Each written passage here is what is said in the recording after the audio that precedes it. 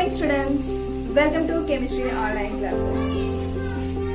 We have completed chapter 5, separation of substances. This chapter deals with different separation techniques: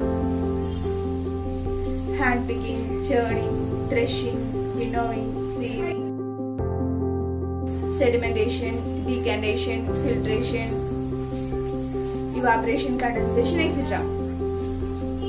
Also, we learned what is saturated solution, how it's made. So, it's the time to discuss exercise question answers. Children, please turn to page number 44. Note down one-word answers in your textbook and copy the long answers into notebook.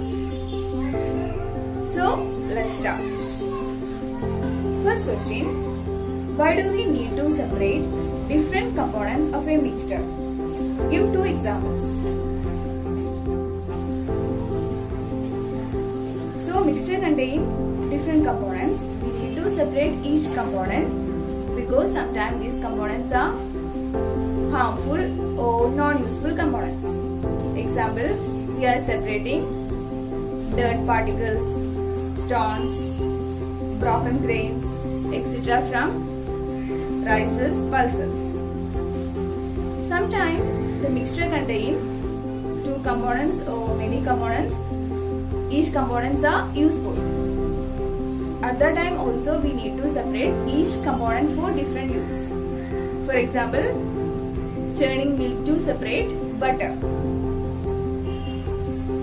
Second question: what is winnowing? Where it is used? Winnowing is a method for separation. It's mainly separate lighter and heavier components from a mixture by wind or blowing air. It is used to separate husk particles from grain. Third question: how will you separate the husk or dirt particles from a given sample of pulses before cooking? Here we use the method of hand picking. Fourth question: what is sieving? Where it is used? In sieving, we separate finer components through the holes of sieves and the bigger components still remain on the sieve. Sieving is used in the flour mills to separate broken grains or husk particles from grain before grinding. It is also used in construction site to separate stones and pebbles from sand. Fifth question: how will you separate sand and water from their mixture? Here the mixture is kept for some time in the undisturbed form. Then after some time, sand will settle at the bottom. This process is called sedimentation. Then the above clear liquid or the above clear water is transformed to another container. That process is called decantation. Here we again use another method, filtration, to remove finer particles of sand.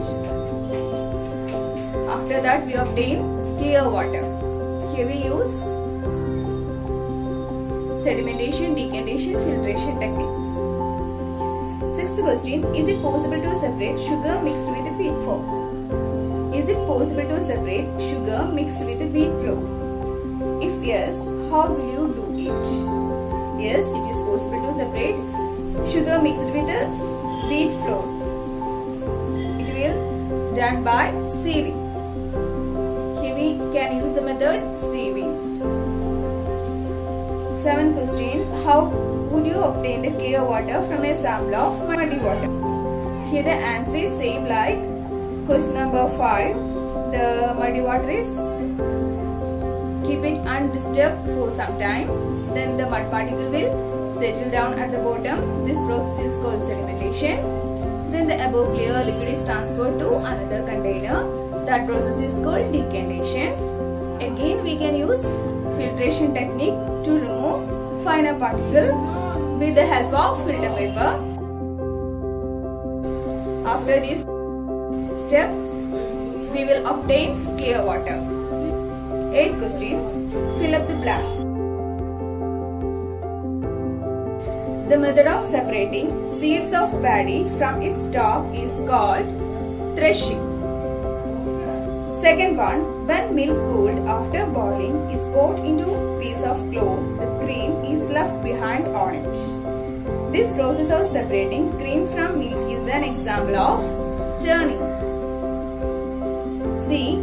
Salt is obtained from seawater by the process of evaporation. Impurities settle at the bottom when muddy water was kept overnight in a bucket. The clear water was then poured off from the top. The process of separation used in this example called sedimentation and decantation. Settlement process is called sedimentation and the transferring clear water is called decantation. Next, true or false? A mixture of milk and water can be separated by filtration. It's a false statement. B. A mixture of powdered salt and sugar can be separated by the process of winnowing. It's a false statement. Here the both particles salt and sugar approximately same weight. Then C. Separation of sugar from tea can be done with filtration. Second false statement. D. Grain and husk can be separated with the process of decantation. False. 10th question. Lemonade is prepared by mixing lemon juice and sugar in water. You wish to add ice to cool it. Should you add ice to the lemonade before or after dissolving the sugar? In which case would it be possible to dissolve more sugar? We should add ice after dissolving the sugar. We can dissolve more sugar or we can dissolve sugar easily in the warm condition.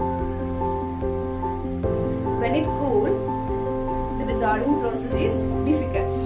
So, we need to add ice after dissolving the sugar. Hope all you have understood the question answers what I have discussed here. So that's all for today. I have attached exercise question answers and test paper. All you have to attend the test paper. I have provided a URL link. Please go through it. So we will meet in the next class. Till then, take care. Thank you.